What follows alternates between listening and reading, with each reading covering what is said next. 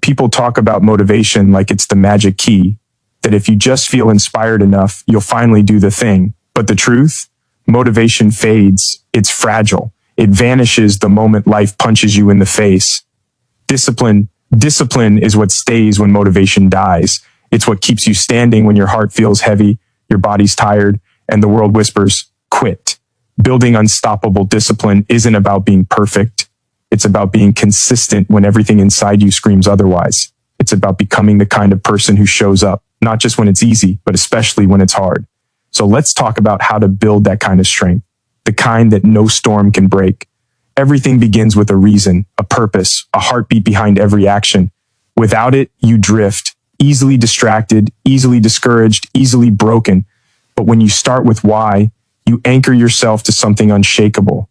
Life will test you. It will pull you in 1,000 directions, challenge your patience, and strip you down to your rawest self.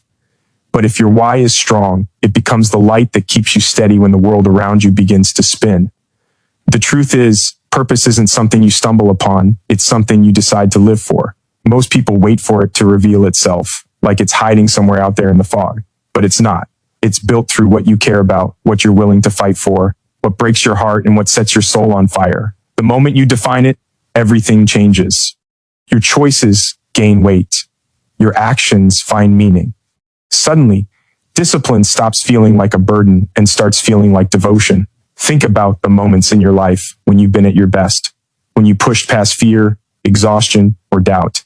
You didn't do it because you were motivated every second.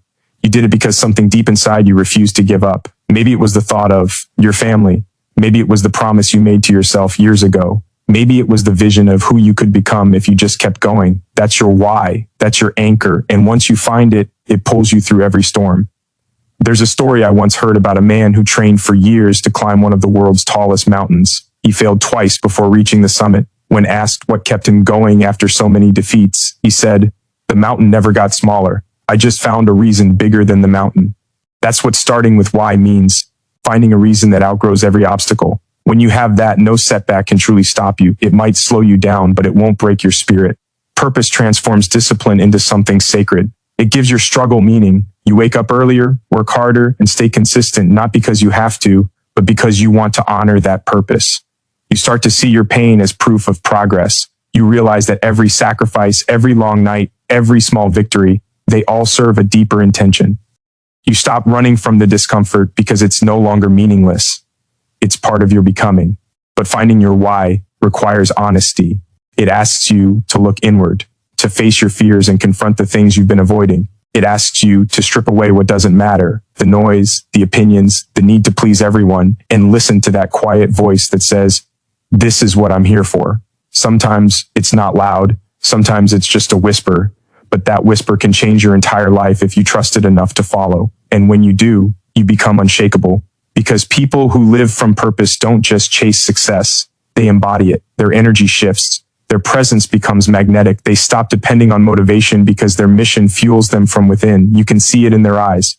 A stillness, a certainty, a quiet fire that says, "I know why I'm here."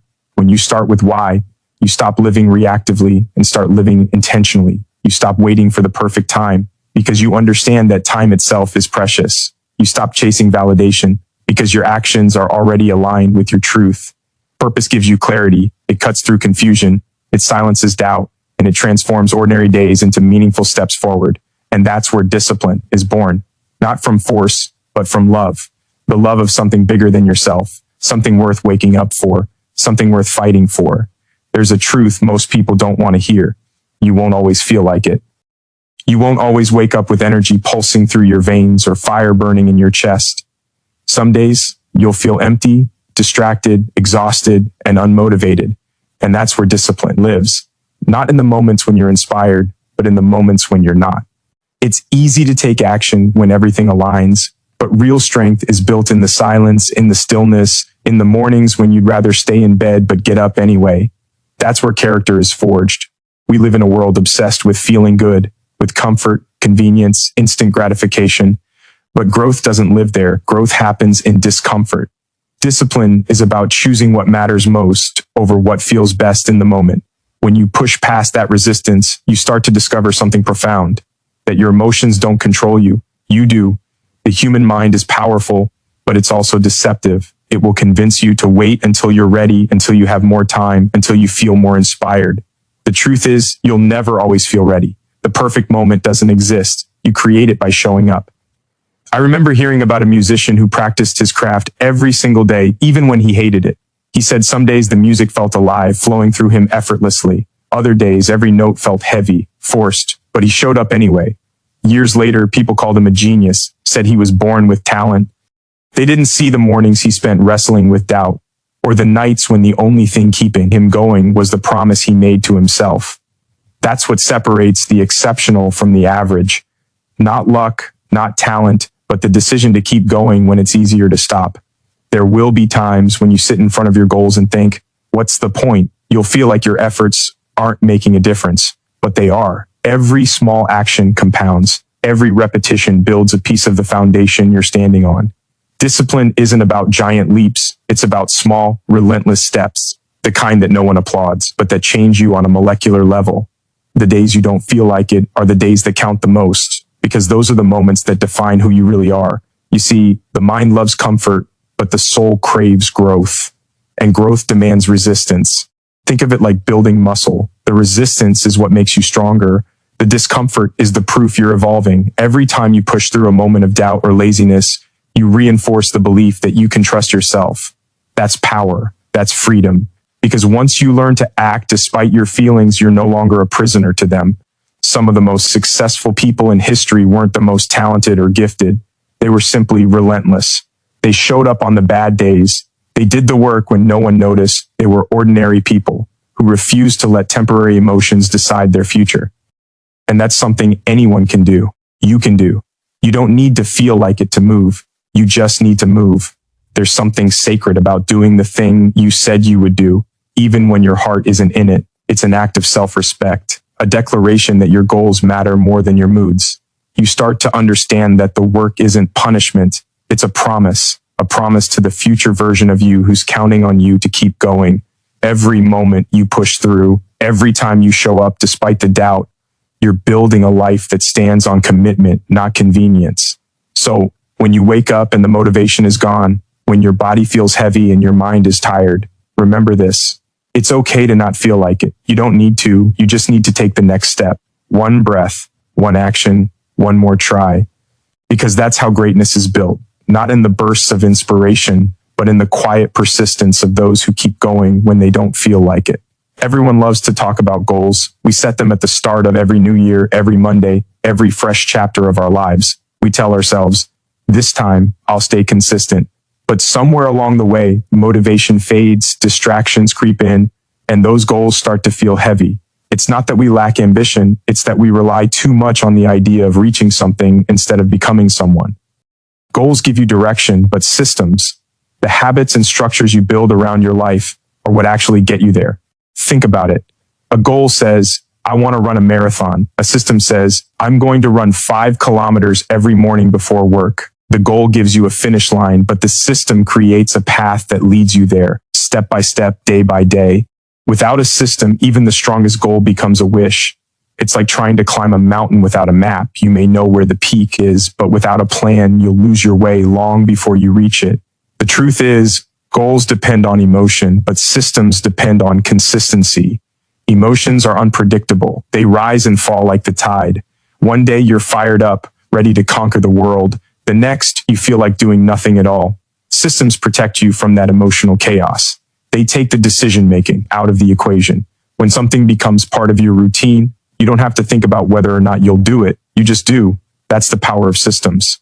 They turn discipline into a natural rhythm rather than a daily struggle. There's a story about a photographer who challenged himself to take one picture every single day, no matter what. Rain or shine, inspired or not, he took that photo. Years later, his work evolved from simple snapshots into breathtaking art. People asked how he stayed so creative for so long. He said, I didn't wait for creativity. I created a system that allowed creativity to find me. That's what systems do. They make room for growth. They turn effort into momentum. And the beauty of systems is that they're adaptable. You don't have to get everything perfect. You just have to get it going. You can refine as you move forward because progress doesn't come from massive bursts of effort. It comes from the quiet, repeated actions that no one notices. The small steps, the little routines, the decisions made when no one's watching. Those are what build your future. Systems are how you turn big dreams into small, manageable actions that move you forward every single day. People who rely only on goals often burn out. They chase outcomes, and when the outcome doesn't come fast enough, they give up. But those who live by systems, they keep going. They don't obsess over the result. They focus on the process. They understand that success isn't something you reach once. It's something you practice daily. It's built into the fabric of who you are. And when you build systems that align with your purpose, every action, no matter how small, becomes meaningful. Creating systems doesn't mean you give up ambition. It means you make ambition sustainable. It means you stop waiting for inspiration and start trusting the structure you've built. The early mornings, the routines, the habits, they become your foundation. And over time, something incredible happens. What once felt like effort becomes second nature. You no longer rely on motivation to act. You've wired your identity around action itself. That's what separates those who wish from those who achieve. The dreamers talk about what they want. The discipline builds systems that make it real. It's not glamorous, it's not dramatic, but it's powerful. Because systems don't care how you feel, they just keep moving you forward. And when you look back one day, you'll realize the systems you built didn't just help you reach your goals. They changed who you became along the way. There's a quiet strength that comes from learning to respect yourself. Not the kind that shouts or demands attention, but the kind that moves through life with certainty, a knowing that you are worthy, even when the world forgets to remind you. Self-respect isn't built overnight. It's shaped by the choices you make when no one is watching. It's forged in the moments when you could take the easy way out but don't, when you could break a promise to yourself but choose to keep it anyway. Every time you do what you said you would, even when it's uncomfortable, you build something sacred. Trust in yourself. Most people think discipline is about control, but it's really about respect. It's about honoring your own word. When you say you're going to wake up early, exercise, study, work, or follow through, and you actually do it, that's self-respect in motion. It's not about perfection, it's about integrity. Every small act of discipline becomes a quiet message to yourself that says, I can depend on me. And when you can depend on yourself, the world begins to open up in ways you never imagined. It's easy to talk about self-love, but self-love without self-respect is incomplete. You can't truly love yourself if you're constantly breaking your own trust. Think about it. If someone you cared about lied to you over and over, ignored your boundaries, dismissed your needs, how long before you stop believing them? Yet we do that to ourselves all the time. We promise change and never act. We say we'll do better and fall back into the same patterns. We chase approval from others while ignoring the promises we've made to the person in the mirror. The journey to self-respect begins when you decide you're done betraying yourself. There's a story about an athlete who trained every morning before sunrise. No cameras, no crowds, just him and the silence. Someone once asked why he worked so hard when no one was watching. He smiled and said, because I am. That's what self-respect looks like, doing the work not for applause, but because you said you would, because it matters to you. When you start living that way, you stop negotiating with your excuses. You stop needing permission to take your life seriously. You start to move differently, more grounded, more focused, more free. Self-respect also means setting boundaries, not out of anger, but out of clarity. It means learning to say no when something violates your peace. It means recognizing that your energy, your time, and your attention are sacred. The moment you start protecting them, your life changes. You realize that not everyone deserves access to you, not every opportunity is worth your peace, and not every battle deserves your energy. That kind of awareness doesn't make you cold, it makes you strong. It allows you to live with purpose instead of people-pleasing. But here's the thing. Mastering self-respect isn't always glamorous. Sometimes it looks like walking away from what once felt comfortable. Sometimes it's choosing silence instead of proving your point. Sometimes it's sitting alone on a Friday night, working on yourself while everyone else is out, because you know your future deserves this version of you. It's not always loud, but it's always powerful, because every decision rooted in self-respect moves you closer to the person you're meant to be. The more you practice self-respect, the less you tolerate anything that pulls you away from your truth. You start recognizing your own worth in small ways, in how you speak to yourself, how you care for your body, how you respond to challenges. You begin to understand that your relationship with yourself sets the tone for every relationship in your life. If you treat yourself with neglect, the world mirrors it back. But when you walk with respect for who you are and what you stand for, The world learns to meet you at that level. So master the art of self-respect, not as an act of ego, but as a commitment to your own soul. Because when you respect yourself enough to keep showing up, to do the work, to protect your peace, you don't just build discipline, you build freedom. And in that freedom, you find the quiet confidence of someone who doesn't need validation to know their worth.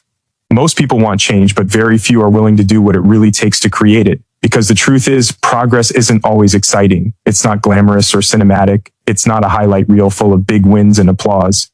Real growth happens in the moments that feel repetitive, tedious, and painfully ordinary. The ones no one sees, no one claps for, and no one talks about.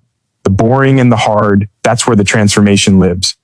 When you start chasing a goal, the beginning feels electric. You're motivated, full of energy, convinced that nothing can stop you. But as the days go by, that initial spark starts to fade. The early mornings get harder. The workouts feel heavier. The routine starts to lose its shine. This is the place where most people quit, not because they can't do it, but because it stops feeling good. But the ones who keep going, who embrace the monotony, they're the ones who rise. They understand that mastery isn't found in intensity, it's found in consistency. There's a story about an artist who spent years drawing the same simple shape over and over every single day. People thought he was wasting his talent, but one day his work evolved into something extraordinary. The lines were effortless, graceful, alive. Someone asked him how he managed to create with such flow.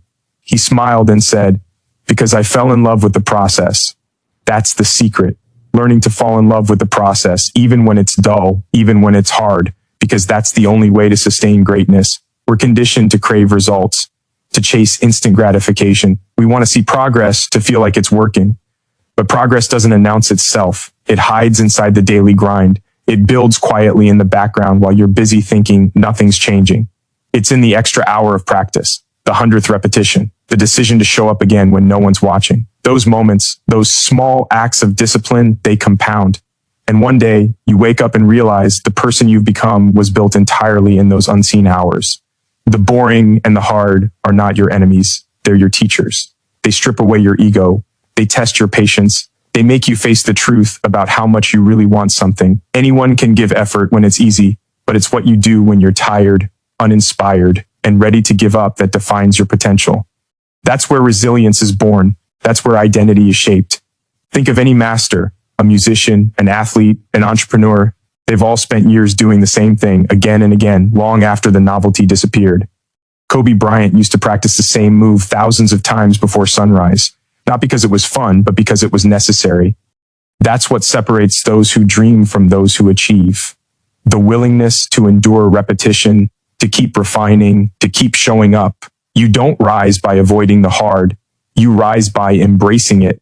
And here's what's beautiful about it. The boring and the hard eventually become peace. What once felt heavy starts to feel natural. What once drained you begins to ground you. Because discipline, over time, turns effort into identity. It becomes who you are, not something you do. You no longer chase motivation. You become the kind of person who simply acts, who doesn't need excitement to keep going. That's the quiet power of embracing the grind.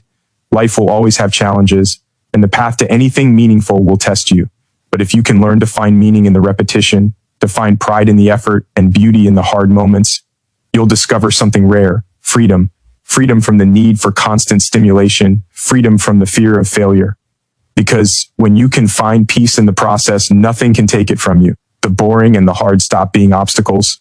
They become the foundation of everything you build. You see, unstoppable discipline isn't built overnight. It's forged in the quiet moments when no one's cheering, no one's watching, and you have every reason to quit.